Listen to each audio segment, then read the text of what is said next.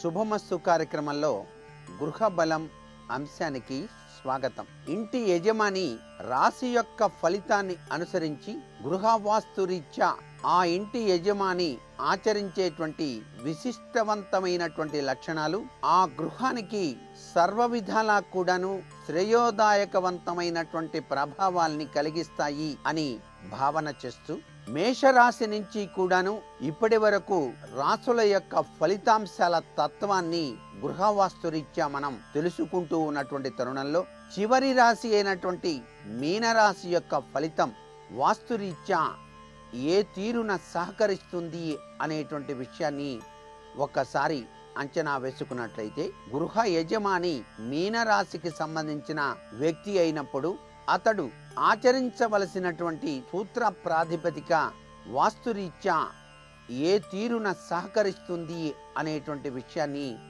ఒక్కసారి అంచనా వేసుకున్నట్లయితే జీవితం స్థిరంగా గడపడానికి అభివృద్ధిపదమైనటువంటి పంథాలో నడిపించుకోవటానికి పచ్చని వస్త్రంలో కస్తూరిని కట్టి ఈ యొక్క మీనరాశి యజమాని తన వద్ద ఉంచుకోవటం సర్వశ్రేయోదాయకంగా చెప్పాల్సి ఉంటుంది.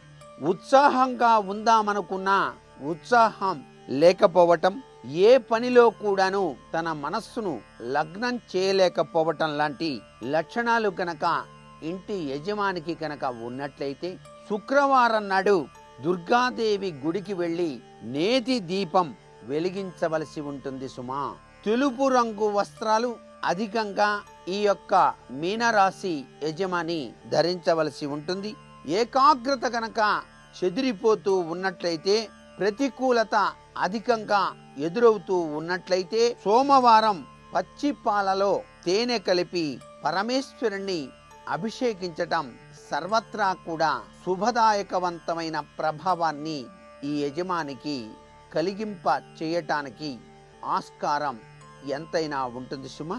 తీపి అన్నం కాకులకు గనక తినిపించినట్లయితే చాలా శుభదాయకవంతమైన ప్రభావాన్ని ప్రసాదింపజేయటానికి ఆస్కారం ఉంటుంది.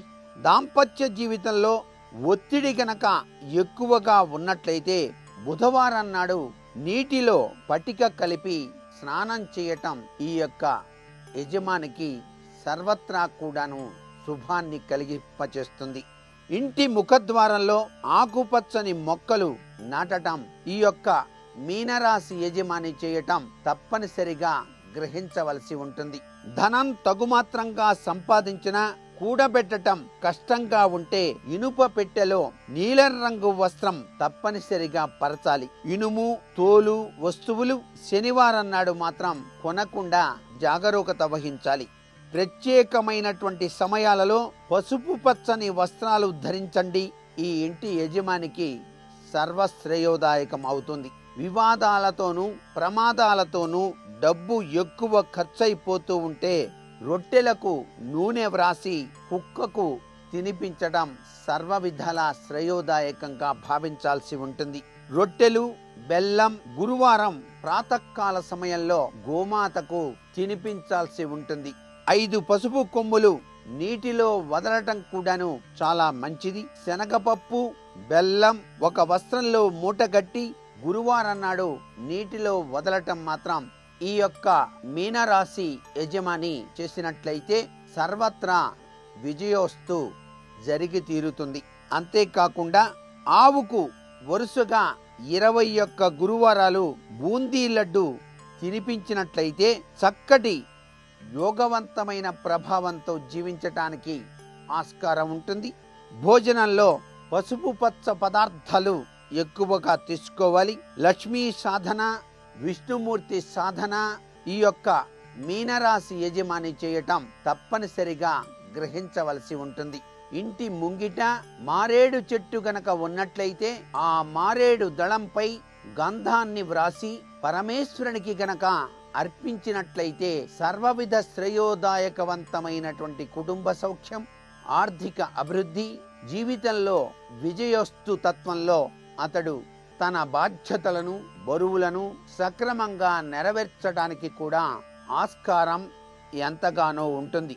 పనితో పాటు ధన సమస్య విసిగిస్తూ ఉంటే ధనం కృషి రెండిట్లో విజయాన్ని సాధించాలి అని చెప్పేసి ప్రయత్నం చేయటానికి ఈ యొక్క మీనరాశి యజమాని శివారాధన, విష్ణారాధన, లక్ష్మీదేవి యొక్క ఆరాధన చేయటం సర్వ విధాలా కూడా శ్రేయోదాయకవంతమైనటువంటి ప్రభావాన్ని కలిగిస్తుంది అని చెప్పడంలో ఏమాత్రం సందేహం లేదు.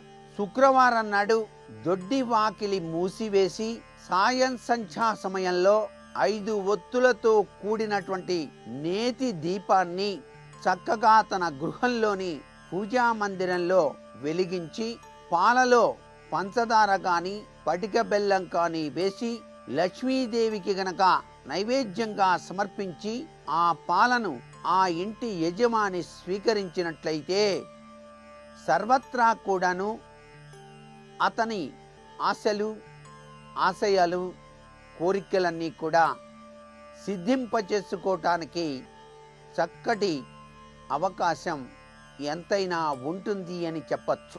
ఈ యొక్క మీనరాశి వారు సహజ సిద్ధంగానే అదృష్టం తన వెంట ఉండాలని తాపత్రయపడుతూనే ఉంటారు. అలా అని చెప్పేసి అదృష్టం వస్తుందిలే అని చెప్పేసి నమ్ముకొని కూర్చోరు. పరిశ్రమ మాత్రం చేస్తూనే ఉంటారు. నిర్ణయాలు తీసుకునేటప్పుడు తన నిర్ణయంతో పాటు దైవ ఆరాధన తత్వం కూడా తోడైనప్పుడు చక్కటి సత్ఫలితాన్ని ఈ యొక్క మీనరాశి వారు పొందటానికి ఆస్కారం ఉంటుంది.